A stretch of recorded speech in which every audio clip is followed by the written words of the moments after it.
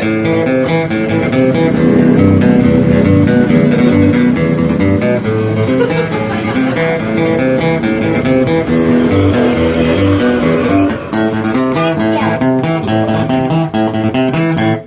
สดีครับเอามานั่งซะก่อนนั่งซะก่อนเอาส่งไหนล่ะพ่อใหญ่มึงเอิ้นไผพ่อใหญ่เดี๋ยวนี้เอาก็เอื้อนเจ้าตัวเนาะสิเอื้อนหมาตัวใดสัตว์โอ้ยได้ยินว่าหม่องนี้ตัดผมงามร้านคำคุณบาร์เบอร์นี่พ่อใหญ่ก็อยากลองมาเบิ่งเห็นแต่เขาซาเขาลือสันดอกเอานั่งโอ้ยเท่าสิตายก็ยังอยากให้เขาเอื้อนอ้ายอยู่เนาะนั่งโต๊ะนี่ระวังตกโต๊ะเด้อนั่งดี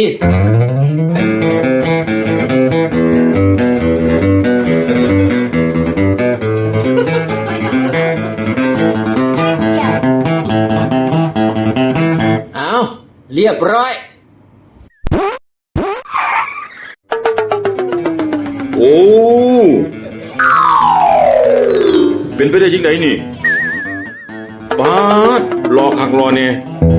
โอ้ยรอแท้ข่อยก็รอแท้รอพี่น้องมาบ่ผิดหวังอีหลีคำคุณบาร์เบอร์รอ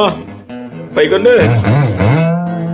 ดีเด้มาร้านคำคุณบาร์เบอร์นี่เฮ็ดผีให้กลายเป็นคนได้บ่เสียมาใส่บริการโลด